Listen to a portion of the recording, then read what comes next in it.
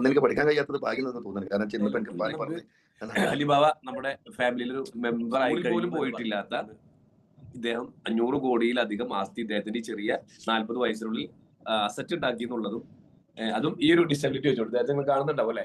ഇതാണ് ഇദ്ദേഹത്തിന്റെ വാഹനം. വാഹനം ഉദ്ദേശിച്ചത് റൂമിന്റെ അകത്ത് ഉപയോഗിക്കുന്ന വാഹനം. ഇതല്ലാതെ ഇദ്ദേഹം ഉപയോഗിക്കുന്ന വാഹനങ്ങൾ എന്ന് പറയുകയാണെങ്കിൽ വലിയ പ്രീമിയം കാറുകളുടെ വലിയൊരു കളക്ഷനുള്ള ആളാണ്. റോൾസ് റോയ്സ് മുതൽ ബെന്റ്ലി മുതൽ അങ്ങോട്ട് ഏതൊക്കെ വാഹനങ്ങൾ ഇന്ന് റോഡിലുണ്ടോ അത് പ്രത്യേകത ഉള്ളതെന്ന് വെച്ചാൽ ഇദ്ദേഹത്തിന്റെ ഒട്ടുമിക്ക വാഹനങ്ങളുടെ നമ്പർ 1 ആണ്. എന്ന് വെച്ചാൽ ഇദ്ദേഹത്തിന് താമസിക്കുന്ന നാട്ടില് ഇദ്ദേഹം സ്കൂളിൽ പഠിക്കാനായിട്ട് സ്കൂളിൽ ചേർത്ത സമയത്ത് ഇദ്ദേഹത്തിന് അദ്ദേഹം പറഞ്ഞില്ല, അതുകൊണ്ട് ഞാൻ അടുത്ത് പറയുന്നത്, സ്കൂളിൽ പറഞ്ഞേക്കാനായിട്ട് ആ നാട്ടിൽ വാഹനം ഒരു ഇങ്ങനത്തെ കുട്ടികളെ സ്കൂളിൽ വിടണമെങ്കിൽ നടന്നു കൊണ്ടുപോകാൻ ബുദ്ധിമുട്ടാണല്ലോ. അപ്പൊ ആ നാട്ടിലുള്ള ഒരു ജീപ്പുള്ള ഒരാളോട് ആ കാലത്ത് ഒരു 35 കൊല്ലം മുമ്പ് അല്ലെങ്കിൽ 36 കൊല്ലം മുമ്പ് ചോദിച്ചപ്പോൾ അവരതിന് അദ്ദേഹത്തിന് അനുവാദം കൊടുത്തത്. നീ പഠിച്ചിട്ടൊന്നും കാര്യമൊന്നുമില്ല, ഇവരെ പഠിപ്പിച്ചിട്ട് കാര്യമില്ല എന്ന് ഇദ്ദേഹത്തിന്റെ ഫാദറിനോട് പറഞ്ഞു. അപ്പൊ അന്ന് അദ്ദേഹത്തിന്റെ ഫാദറിനും ഇദ്ദേഹത്തിനും അന്ന് മനസ്സിൽ കുറിച്ചിട്ടൊരു വാശി. ഇന്ന് ഇദ്ദേഹത്തിന്റെ നാട്ടിലെ ഏറ്റവും വലിയ കോടീശ്വരൻ, ഏറ്റവും വില കൂടിയ വാഹനങ്ങൾ ഓടിക്കുന്ന ആ വ്യക്തി, അദ്ദേഹത്തിന്റെ കൊണ്ടോട്ടി എന്ന് പറയുന്ന പരിസരത്ത് അദ്ദേഹത്തിന്റെ RTO ഓഫീസിൽ KL55 അല്ലെ 84 KL84 എന്ന് പറയുന്ന RTO ഓഫീസിൽ നമ്പർ 1 എന്ന് പറയുന്ന ഒരു വാഹനവും അദ്ദേഹം പുറത്തു കൊടുക്കാറില്ല. അദ്ദേഹം തന്നെ വാങ്ങാറ്. ഇപ്പൊ ലാസ്റ്റ് എടുത്ത ടൊയോട്ട ഹൈലക്സ് എന്ന് പറയുന്ന വാഹനം അദ്ദേഹം ലാസ്റ്റ് എടുത്തത് KL84-1. അതും അദ്ദേഹം തന്നെ 4,65,000 രൂപ കൊടുത്തിട്ടാണ് അദ്ദേഹം ലേലം ചെയ്തെടുത്തിട്ടുള്ളത്. എന്ന് വെച്ച് കഴിഞ്ഞാൽ ഇനി ഈ സ്കൂളിൽ പോയിട്ട് കാര്യമില്ല എന്ന് പറഞ്ഞാൽ സ്കൂളിലേക്ക് പറഞ്ഞേക്കാൻ ഒരു വാഹനം സ്വന്തമായിട്ടില്ലാതിരുന്ന ആ വാപ്പയുടെയും മോന്റെയും വാശിയാണ് ഇന്ന് ഇത്രയും വലിയൊരു സാമ്രാജ്യം കെട്ടിപ്പടുക്കാൻ ഇവരെ സഹായിച്ചത്. അപ്പൊ എന്താണ് നമുക്ക് എന്താ മനസ്സിലാക്കാനുള്ളത്?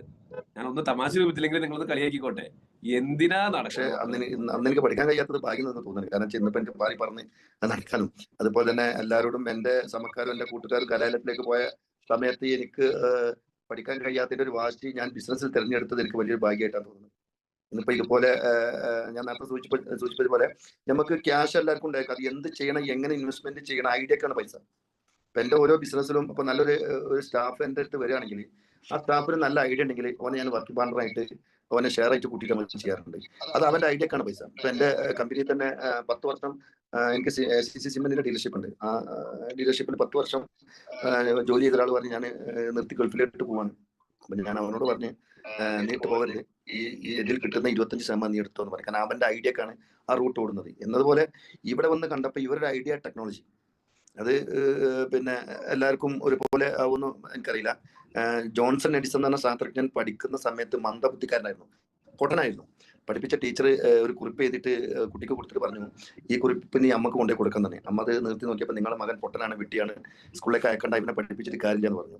പിന്നീട് അദ്ദേഹം ലോകത്തിന് 1800ഓളം അത്ഭുതങ്ങൾ ലോകത്തിന് കണ്ടുപിടിച്ചു കൊടുത്തു.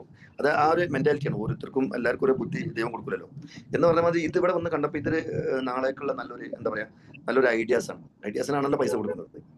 അപ്പൊ അതുകൊണ്ട് ഇതൊരു ഐഡിയാസ് ആണ്. ആ ഒരു ഐഡിയയിലൂടെ ഇത് ഓപ്പൺ ആയി കഴിഞ്ഞാൽ ഒരു വ്യത്യസ്ത രീതിയിലുള്ള ഒരു പ്രോപ്പർട്ടിയായി മാറുന്ന കാര്യം 100% ഉറപ്പാണ്. പിന്നെ ഞാൻ മമ്മൂട്ടി തിക്കിങ് പറഞ്ഞ സിനിമയിൽ പഠിച്ച പുസ്തകങ്ങൾ അടിച്ചടിച്ചെന്ന് പഠിച്ചതല്ല, അനുഭവത്തിലൂടെ കയറി വന്നൊരു വ്യക്തിയാണ്. മാർക്കറ്റിൽ ഇറങ്ങി താഴ്ന്നവരെയും വലിയവരെയും മിഡിൽ ക്ലാസ്സിനെയും എല്ലാവരും കണ്ട് പഠിച്ചു വന്നൊരു വ്യക്തിയാണ്. ഇതിന്റെ ചെയർമാനാട്ടെ ഞാൻ പരിചയപ്പെട്ട ഇവരൊക്കെ എല്ലാത്തിനും ഞാനിപ്പോൾ എൻ്റെ കൂടെ വെച്ചാൽ അവരെ പൊക്കി പറയല്ല, എല്ലാത്തിനും എല്ലാവരുടെ കൂടെയും താഴ്ന്നവരുടെയും മിഡിൽ ക്ലാസ്സിന്റെയും ഹൈ ക്ലാസ്സിന്റെയും കൂടെ ഒരു തവളനെ പോലെ. തവള എങ്ങനെ ജീവിക്കാം? കരയിലും ജീവിക്കും, ഭൂമിയിലും ജീവിക്കും, എല്ലാത്തിലും ജീവിക്കും എന്ന് പറഞ്ഞതുപോലെയാണ് ഇതിന്റെ ഓണേഴ്സ് എനിക്ക് മനസ്സിലായത്. എല്ലാവർക്കും കൂടിയിട്ട് എല്ലാവരുടെ കൂടെയും ഒരേപോലെ ഇനിയിപ്പോൾ ഒന്നും ഇല്ലാത്തവന് എന്താ പറയുക, കുട്ടികളെ പണ്ടം വിറ്റിട്ടോ എന്തെങ്കിലും പണം വാങ്ങിയിട്ടോ ഇവിടെ ഒന്ന് കയറുന്നാലും ഓന് ഒരേപോലെ കയറി. അതാണ് എനിക്ക് ഇവരോട് ഇഷ്ടപ്പെട്ട ഒരു സംഗതി. ഇവർ ഒരേപോലെ കയറി. അല്ല ഞാൻ ഇതിന്റെ വലിയ ചെയർമാനാണ്, ഇതിന്റെ വലിയൊരു ബജറ്റിന്റെ ഒരു ഉടമസ്ഥനാന്ന് പറഞ്ഞിട്ട് ഗെയിമും കാര്യങ്ങളൊന്നുമില്ല. അങ്ങനത്തെ നമുക്ക് ഇഷ്ടമില്ല കേട്ടോ. നമ്മൾ ഒരുപാട് ഈ ബിസിനസ് രംഗത്ത് ഞാൻ ഒരുപാട് ആളുകളെ കൂടിയിട്ടുണ്ട്. ഞാനൊരു ദിവസം എറണാകുളത്ത് രാത്രി ഒരു 2 മണിക്കറ്റ് എത്തിപ്പെട്ട് ഒരു സീസൺ സമയമാണ്, അവിടെ നിന്ന് റൂം കിട്ടാനില്ല. അപ്പൊ എൻ്റെ കൂടെ നല്ലൊരു സാമ്പത്തിക നിലയിൽ നല്ല ഹൈ റേഞ്ച് നിൽക്കുന്ന ഒരാളുണ്ടായിരുന്നു. അയാൾക്ക് അവിടുത്തെ സിറ്റുവേഷൻ ഒന്നും പറ്റുന്നില്ല. നമുക്ക് എന്നെ സംബന്ധിച്ചിടത്തോളം ഒരു തറയിൽ ഒരു പായ് വിരിച്ചെന്നാൽ ഒരു പേപ്പർ വെച്ചാൽ നമ്മളവിടെ കൊടുക്കും. അങ്ങനെ ജീവിച്ചു വന്നൊരു വ്യക്തിയാണ്. അപ്പോൾ ഈ ഒരു സിസ്റ്റം വെച്ച് നോക്കുമ്പോൾ ഇതിന്റെ ഓണേഴ്സ് ഒക്കെ അൽഹംദുലില്ലാഹ് നമ്മളൊരു കാഴ്ചപ്പാടിൽ അടിപൊളിയാണ്. ഇങ്ങനത്തെ ആളുകളെ പരിചയപ്പെടാന്ന് പറഞ്ഞത് മൂപ്പര് എന്നെ ഇങ്ങോട്ട് പറഞ്ഞതുപോലെ ഇങ്ങനത്തെ ആളുകൾ ഇന്നത്തെ കാലത്ത് പരിചയപ്പെടാൻ തന്നെ ഒരു ഭാഗ്യം പോലെയാണ് ഞാൻ മനസ്സിലാക്കുന്നത്. കാരണം മനുഷ്യൻ പല രീതിയിലാണല്ലോ. ഇന്നത്തെ എന്തിനെ കുറിച്ചിട്ടും നമുക്ക് സങ്കല്പിക്കാനും നമുക്ക് അതിന്റെ വിധി എഴുതാൻ പറ്റും. പക്ഷെ മനുഷ്യൻ എന്ന് പറയുന്ന ഈ അപാരമായ ഈ കഴിവുള്ള ഈ ഒരു സംഭവത്തെ നമുക്കൊരിക്കലും എന്തേക്കാൻ പറ്റില്ല, മനസ്സിലാക്കാൻ പറ്റില്ല. അതിന് ഒരുപാട് ഉദാഹരണങ്ങൾ നമ്മളെ മുന്നിലുണ്ട്. ഞാൻ പറഞ്ഞു കേട്ടിട്ടുണ്ട്, നമ്മളെ അംബാനി ഒരു ചായ കച്ചവടക്കാരനായിരുന്നു. നീ എൻ്റെ മകൻ വിട്ടിയായി എന്ന് അംബാനിന്റെ അച്ഛൻ അമ്മ പറഞ്ഞിരുന്നു. അവർക്ക് വരെ തെറ്റി. അപ്പൊ അതാണ് പറഞ്ഞത്, മനുഷ്യൻ എന്ന് പറയുന്ന സാധനം അപാരമായ കഴിവുള്ള ആളുകളാണ്. അപ്പൊ ഇവരെ ഈ ഒരു ഐഡിയാസ് ഓരോരുത്തർക്കും ഒരു ഐഡിയ കൊടുക്കാനാണ്. പിന്നെ ഏത് ബിസിനസ്സിലും ഇവർക്ക് പറ്റിയൊരു ഐഡിയ തന്നെയാണ്. കാരണം ഇങ്ങനത്തെ ഒരു വിജലമായ സ്ഥലം കണ്ടെത്തി ആരും കാണാത്ത സംഗതികൾ കണ്ടുപിടിക്കുക. ഇപ്പൊ ഞാൻ ചെയ്ത ബിസിനസ് അങ്ങനെ, ആർക്കും വേണ്ടാത്ത ചിക്കൻ മാലിന്യം എടുത്തുകൊണ്ട് അതിൽ നിന്ന് സ്വർണ്ണക്കോഴ ഉണ്ടാക്കുന്ന മായുള്ള രീതിയിലുള്ള ബിസിനസ്സാണ് നമുക്ക് ചെയ്യുന്നത്. അപ്പൊ എന്ന് പറഞ്ഞാൽ മതി, ഓരോരുത്തർക്കും ഒരു നേക്ക ഐഡിയാണ്. അപ്പൊ ഇത്തരത്തിലുള്ള ഈ ഒരു കമ്പനിയിൽ വന്ന് എത്തിപ്പെടാനും ഇതൊക്കെ ഒരു ദൈവവിദ്യയാണ്. വീടെന്ന 4 ചുമരക്കുള്ളിൽ 60% ഹാൻഡിക്യാപ്ഡ് ആയ ആള് വീടെന്ന ചുമരക്കുള്ളിൽ കഴിഞ്ഞ് ഒതുങ്ങി കൂടേണ്ട ആളായിരുന്നു. ദൈവം പടച്ചോൻ അനുഗ്രഹം, വലിയൊരു അനുഗ്രഹം എനിക്ക് തന്നു. ഇന്ന് എവിടെയും മനസ്സെത്തുന്ന നമുക്ക് ചുറ്റും ഒരുപാടുണ്ട്. പക്ഷെ കണ്ണും മനസ്സും എത്തിപ്പെടുന്നിടത്ത് ഈ 60% ഹാൻഡിക്യാപ്ഡായ ആൾക്ക് എത്തിപ്പെടാൻ കഴിഞ്ഞതിൽ സർവശക്തനായ തമ്പുരാൻ എനിക്ക് തന്ന ഭാഗ്യത്തെ എത്ര സ്തുതിച്ചാലും മതിവരില്ല എന്ന്. അപ്പം ഈ ഒരു കൂട്ടായ്മ ഇതൊക്കെ നല്ല രീതിയിൽ വന്ന് ഇവിടെ ഒന്ന് ഒരു ദിവസം എല്ലാവരും ഒരുമിച്ച് കൂടിയിരുന്ന് ഭക്ഷണങ്ങളൊക്കെ കഴിച്ച് കൂടി പിരിഞ്ഞു പോകുന്ന ഈ ഒരു സുഖം ലോകത്ത് എവിടെയും കിട്ടില്ല. എൻ്റെ ഒരു അനുഭവമാണ് ഞാൻ പറഞ്ഞത്. ഇതിലൊരു എത്ര ആളുകളുണ്ടല്ലേ, എല്ലാവർക്കും എല്ലാവരുടെ അഭിപ്രായം എല്ലാവർക്കും നമുക്ക് പരിചയപ്പെടണം, കാണണം, ഒരു കൂട്ടായ്മയിൽ ഇരിക്കണം. ഒരു കൊടക്കയിനിൽ ഒരു അമ്മ പറ്റ മക്കളെ പോലെ സ്നേഹത്തോടെ ഒരുമിച്ച് നമുക്ക് മുന്നോട്ട് പോകണം. ഇത് ഐഡിയാസ് അടിപൊളിയാണ്. ഇത് ഇന്നലെയും നാളേക്ക് നല്ലൊരു ഭാവിയായി മാറുന്നുള്ള കാര്യം 100% ഗ്യാരണ്ടിയാണ്. അപ്പൊ ഇതിലേക്ക് വരുന്നവർക്കും എല്ലാവർക്കും എൻ്റെ അഭിപ്രായം ഇങ്ങനെയാണ്. ബാക്കി നിങ്ങൾക്ക് നിങ്ങളുടെ അഭിപ്രായത്തിലൂടെ ഒന്ന് അന്വേഷിക്കുമ്പോൾ ഒരു പക്ഷേ നിങ്ങൾക്ക് തോന്നാക്കാം ഇത് ഇത്ര വലിയ ഒരു എമൗണ്ട് ഉണ്ടോ എന്നൊക്കെ തോന്നേക്കാം. പക്ഷേ ഈ ഐഡിയക്ക് ഒരു പൈസ, ഐഡിയക്കാണല്ലോ എവിടെയും പൈസ കൊടുക്കുന്നത് എന്ന് കൊടുക്കുന്നത്. അപ്പൊ എല്ലാവർക്കും നന്ദി, നമസ്കാരം. നമുക്ക് അലിബാബ ഒരു ഓഫർ തന്നിട്ടുണ്ട്. ഓഫർ എന്ന് വെച്ച് കഴിഞ്ഞാൽ ഒരു അപ്പോയിന്റ്മെന്റ് തന്നിട്ടുണ്ട്. അടുത്ത നമ്മുടെ എറണാകുളത്ത് നടക്കുന്ന വലിയൊരു പ്രോഗ്രാമിൽ നമ്മളെല്ലാവരും നേരിട്ട് കാണാനായിട്ട് ബാബ വരാൻ സമ്മതിച്ചിട്ടുണ്ട്. ഇപ്പൊ അതിനെക്കുറിച്ച് സംസാരിച്ചുകൊണ്ടിരിക്കുകയായിരുന്നു. ഇന്നിപ്പോ വയനാട്ടിലുണ്ട്, നമ്മളെ KOസിലാണ് ഇപ്പൊ ഇരിക്കുന്നത്. 2 ഓൾറെഡി ബുക്ക് ചെയ്തിരുന്നു. അന്ന് കോഴിക്കോട് പ്രോഗ്രാമിൽ വെച്ചിട്ട് 2 ഓൾറെഡി ബുക്ക് ചെയ്തു. ഇപ്പൊ അദ്ദേഹം അതൊരു 5 ആക്കണോന്നുള്ള കൺഫ്യൂഷനിലാണ് ഇരിക്കുന്നത്. അപ്പൊ ഞാൻ പറഞ്ഞു ഇവിടെ കുറച്ച് പേര് വേറെ ആൾക്കാരെ ബുക്ക് ചെയ്യാൻ നിൽക്കുന്നുണ്ട്, അപ്പൊ നോക്കിയിട്ട് പറയാന്നുള്ളൊരു സംസാരിച്ചുകൊണ്ടിരിക്കുകയാണ്. എന്തായാലും നമുക്ക് അലിബാബ നമ്മുടെ ഫാമിലിയിലൊരു മെമ്പർ ആയി കഴിഞ്ഞു എന്ന് തന്നെ പറയാം. ഇന്ന് ജസ്പേഡ് ഫാമിലിയിലൊരു അംഗം കൂടെയാണ്. ഇന്ന് അദ്ദേഹത്തിന്റെ പ്രത്യേകത നേരത്തെ പറഞ്ഞില്ലേ, വെറും ഒരു 2 ഇരുമ്പ് കഷ്ണം കിട്ടിക്കഴിഞ്ഞാൽ, ഒരു പൈപ്പിന്റെ പീസ് കിട്ടിക്കഴിഞ്ഞാൽ അദ്ദേഹം ബസ്, ലോറി മുതലായിട്ടുള്ള എല്ലാ വാഹനങ്ങളും അദ്ദേഹത്തിന്റെ കയ്യിൽ സേഫാണ്. എല്ലാ വാഹനങ്ങളും ഓടിക്കുന്ന ഒരാളാണ്.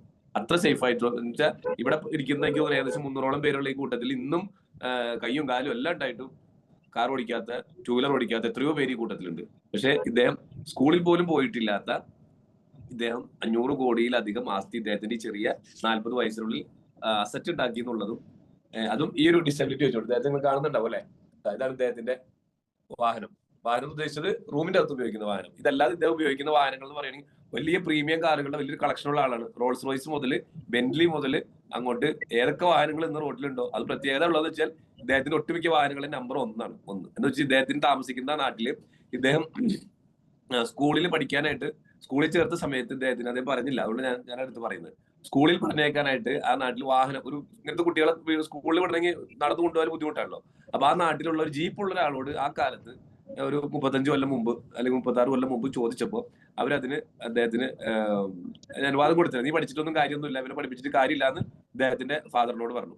അപ്പൊ അന്ന് അദ്ദേഹത്തിന്റെ ഫാദറിനും ഇദ്ദേഹത്തിനും അന്ന് മനസ്സിൽ കുറിച്ചിട്ടൊരു വാശി. ഇന്ന് ഇദ്ദേഹത്തിന്റെ നാട്ടിലെ ഏറ്റവും വലിയ കോടീശ്വരൻ, ഏറ്റവും വില കൂടിയ വാഹനങ്ങൾ ഓടിക്കുന്ന ആ വ്യക്തി, അദ്ദേഹത്തിന്റെ കൊണ്ടോട്ടി എന്ന് പറയുന്ന പരിസരത്ത് അദ്ദേഹത്തിന്റെ RTO ഓഫീസിൽ KL55 അല്ലെ 84 KL84 എന്ന് പറയുന്ന RTO ഓഫീസിലെ നമ്പർ 1 എന്ന് പറയുന്ന ഒരു വാഹനവും അദ്ദേഹം പുറത്തു കൊടുക്കാറില്ല. അദ്ദേഹം തന്നെ വാങ്ങാറ്. ഇപ്പൊ ലാസ്റ്റ് എടുത്ത ടൊയോട്ട ഹൈലക്സ് എന്ന് പറയുന്ന വാഹനം അദ്ദേഹം ലാസ്റ്റ് എടുത്തത് KL84-1.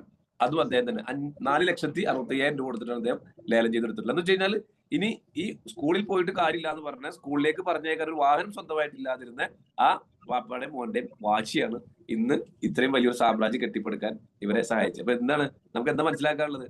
ഞാൻ ഒന്ന് തമാശ രൂപത്തിലെങ്കിലും നിങ്ങളത് കളിയാക്കിക്കോട്ടെ. എന്തിനാ നടക്കണ മക്കളെ നിങ്ങളൊക്കെ ഇതാ കണ്ടുപഠിക്കും. യെസ്, എല്ലാവരും കൊടുക്കും ഒരു ബിഗ് സല്യൂട്ട്, നല്ലൊരു ക്ലാപ്പ്, ഹാർട്ട്. നിങ്ങൾക്ക് എന്തൊക്കെ കൊടുക്കാൻ പറ്റുമോ അതൊക്കെ കൊടുക്കാം അലിബാബക്ക്. എന്തായാലും അടുത്ത പ്രോഗ്രാമിൽ നമ്മൾ എല്ലാവരും കാണാനായിട്ട് അലിബാബ എറണാകുളത്ത് വരുന്നുണ്ടാവും. ഇന്ന് വയനാട്ടിൽ വന്നിട്ടുള്ള എല്ലാവർക്കും ഇവിടെ വെച്ച് നേരിട്ട് കാണാനൊരു ഭാഗ്യമുണ്ട്. Okay, bye bye. So much. Yes, thank you so much Alibaba sir, and thank you so much Nisa sir. വളരെയധികം സന്തോഷം. Yes, നമ്മൾ തന്നെ നമ്മൾ മിനുക്കി തുടച്ച് കൊണ്ടുവരുന്ന ഈ ശരീരം വെയിലും മഴയും കൊള്ളാതെ നല്ല ഡ്രസ്സ് ഇട്ടിട്ട് നല്ലതുപോലെ കൊണ്ടുപടുക്കുന്ന ഈ ശരീരം നമ്മൾ ചെറുക്കുന്നില്ലേ, പെട്ടെന്ന് ടെസ്റ്റ് ചെയ്യുമ്പോൾ രോഗങ്ങൾ വരുന്നത്. അത് തന്നെയാണ് യഥാർത്ഥ ഉദാഹരണം. ഒരുപാട് മേഖലകളിൽ പൈസ ഇറക്കിയിട്ട് പോയ വ്യക്തിയാണ് ഞാൻ. ഈ 40 വയസ്സ് കഴിഞ്ഞപ്പോൾ 42ാമത്തെ വയസ്സിന് ശേഷം മൂപ്പർ പറഞ്ഞ മാതിരി ഭൂമി ലാൻഡ് ഇപ്പം ഞാൻ 10 വർഷമായിട്ട് വയനാട്ടിൽ ബിസിനസ് ചെയ്യുന്ന വ്യക്തിയാണ്. ചിക്കൻ സപ്ലൈ ചെയ്തിട്ട് അതിൻ്റെ മെറ്റീരിയൽ ചിക്കൻ കൊടുത്തിട്ട് അതിന് ഒഴിവാക്കുന്ന വേസ്റ്റ് എടുത്തിട്ട് കർണാടകയെ കൊണ്ടുപോയി പൊടിച്ചിട്ട് പൗഡറാക്കി മൃഗങ്ങൾക്ക് തീറ്റയാക്കുന്ന ഒരു പരിപാടിയുണ്ട്. അപ്പോൾ ഈ 10 വർഷമായിട്ട് വയനാടിനെ കുറിച്ചിട്ട് 30-നെക്കാട്ടിലും എനിക്ക് ഏകദേശം ഐഡിയകളുണ്ട്. ദിനം പ്രതി ടൂറിസം മേഖല ആയിക്കൊണ്ടിരിക്കുകയാണ് വയനാട്. നിങ്ങൾക്ക് പഠിച്ചാൽ മനസ്സിലാക്കാൻ കഴിയും. അപ്പോൾ അതുകൊണ്ട് അതിൽ ഭൂമിയിലാണ് നമ്മൾ ഇവരെന്തോ പറയട്ടെ, ഭൂമിയിലാണ് നമ്മൾ ഇൻവെസ്റ്റ്മെൻറ്റ് ചെയ്യുന്നതും. നമ്മളതിൻ്റെ രേഖകൾ പരിശോധിച്ച് എനിക്ക് വിദ്യാഭ്യാസമില്ല, 1ാം ക്ലാസ് പോലും ഞാൻ പഠിച്ചിട്ടില്ല. എൻ്റെ ബാക്ക്ഗ്രൗണ്ടിൽ നിൽക്കുന്ന എൻ്റെ സെക്യൂരിറ്റി ആയിട്ട് തന്നെ നോക്കുന്ന എൻ്റെ മാനേജർമാർ പരിശോധിച്ച് രേഖ എല്ലാം റെഡിയാണെങ്കിൽ 2 ഫ്ലാറ്റ് നമ്മൾ അതിലേക്ക് ചെയ്യാൻ തയ്യാറാണ്. ഞാൻ വീണ്ടും പറയുന്നത് പരിശോധിച്ച് അതിൻ്റെ എല്ലാ ഭാഗങ്ങളും ഓക്കെ ആണെങ്കിൽ, കാരണം എന്തായാലും മുമ്പ് നേരത്തെ പറഞ്ഞതുപോലെ നമ്മൾ ഭൂമിയിലാണല്ലോ ചെയ്യുന്നത്. കാരണം ഞാൻ വയനാട്ടിലേക്ക് 10 കൊല്ലം മുമ്പ് നിങ്ങളൊക്കെ കേട്ടിട്ടുണ്ടാവും, പിന്നെ ചൂരന്മലന്റെ ഇങ്ങേ ഭാഗം മുട്ടിക്ക് പോകുന്ന റോട്ടിൽ അവിടെയൊക്കെ ഭൂമിക്ക് ദിനം പ്രതികൾ. ഇപ്പൊ ചൂരന്മലയിലേക്ക് വന്നതിന് ശേഷം ഭൂമിക്ക് നല്ല ഡിമാൻഡാണ്, വാടകകൾ കിട്ടാനില്ല, നമ്മൾ അത്രയും വീടുകൾ പോയല്ലോ. അപ്പൊ ദിനം പ്രതി വളരുകയാണ്. എല്ലാ ഇന്ത്യയിൽ നിന്ന് പുറത്തുനിന്നും എല്ലാ ഭാഗങ്ങളും ടൂറിസം മേഖലയായി വന്നുകൊണ്ടിരിക്കുകയാണ്. മുമ്പൊക്കെ നമ്മള് ടൂറിസം എന്ന് പറയുകയാണെങ്കിൽ പ്രയാസമായി പോകില്ലായിരുന്നു. ഇന്ന് നമ്മളെ വീട്ടിൽ ഇന്ന് പോകണാണ്. ഇന്നിപ്പോ എന്റെ വീട്ടിൽ 4 കോള് വന്നതും കുട്ടികളെ അല്ലെങ്കിൽ കൂട്ടിയിട്ട് ടൂർ പോകാനാണ്. എന്റെ ഡ്രൈവർ വീട് പണയം വെച്ചിട്ട് ഒളിന്തി അടിച്ചു. ഒളിന്റെ ടൂറ് വീട് ആധാരം ബാങ്ക് കൊണ്ടുവച്ചിട്ട് ആ കാലഘട്ടത്തിലാണ് നമ്മൾ ജീവിക്കുന്നത്. ടൂറിൽ ഞാൻ നമുക്കൊന്ന് കുട്ടികൾ സമ്മതിക്കില്ല. അപ്പോൾ ഇത് വളർന്നുകൊണ്ടിരിക്കുന്ന ഒരു മേഖലയാണ് ടൂറിസം മേഖല. അതിലേക്ക് ഇതിപ്പോ ഞാൻ കണ്ടപ്പോൾ കുഴപ്പമില്ലാത്തൊരു ഡിസൈനിങ് ആണ്. ഇപ്പോൾ ഈ ചന്ദനത്തിന്റെ മുമ്പ് സംസാരിച്ചു. അപ്പം നമ്മളത് ചിന്തിച്ചിട്ടുണ്ട് അങ്ങനെ ഒരു ചെയ്യണമെന്നൊക്കെ. അതിലേക്ക് ഞാൻ ഇവിടെ എത്തിയപ്പോഴും ഇത് എത്തിപ്പെട്ടത്. പിന്നെ നമ്മള് കേട്ടുകൊണ്ടിരിക്കുമ്പോൾ നമുക്ക് മനസ്സിലാവും ഇത് എന്താണ് ഇതിന്റെ പോക്ക് എങ്ങോട്ടാണ്, അല്ലെങ്കിൽ എപ്പോഴോ പോകണ്ടാവാണ്. അത് കേട്ടപ്പോൾ നമുക്ക് ഹാപ്പായിട്ടുണ്ട്. കാരണം ഇവരെ ഞാൻ വീണ്ടും പറഞ്ഞു, ഇവരെന്തോട്ടെ ഇവർ തരുന്ന പ്രോപ്പർട്ടി നമ്മൾ പൈസ നമുക്ക് ഇൻവെസ്റ്റ്മെന്റ് ചെയ്യാലോ. അപ്പൊ അതൊക്കെ അപ്പൊ നമ്മൾ എല്ലാ രേഖകളും പരിശോധിച്ച് ഓക്കെ ആണെന്നുണ്ടെങ്കിൽ ഒരു 2 പ്ലോട്ട് നമുക്ക് ചെയ്യാം. ഓക്കെ, 75 ലക്ഷത്തിന്റെ 2 കോട്ടേജ് 1.5 കോടിയുടെ ബിസിനസ് അദ്ദേഹത്തോട് പ്രഖ്യാപിച്ചത്. ഒരു കാര്യത്തില് എവിടേക്ക് ചെയർമാൻ ഉറപ്പുണ്ട്, രേഖ പരിശോധിച്ചാൽ ഒരു 2 മണി അതിലൊന്നും കണ്ടെത്താൻ പറ്റില്ല, ഒക്കെ ക്ലിയർ ആണ്. അതെ, തീർച്ചയായിട്ടും. അപ്പൊ ഇദ്ദേഹത്തിന്റെ ഒരു ആഗ്രഹം പറഞ്ഞു, തീർച്ചയായിട്ടും അൽഹംദുലില്ലാ അതിന് അഡ്വാൻസ് നൽകുകയാണ്. അപ്പൊ എവിടേക്ക് ചെയർമാനും ടോക്കൺ അടിക്കുകയാണ്. അപ്പൊ 2 കോട്ടേജ് അദ്ദേഹം പരിശോധിച്ചിട്ട് റെഡി. അത് എന്തായാലും ഒക്കെ 2 കോട്ടേജ് അഡ്വാൻസ് ആണ്. Thank you.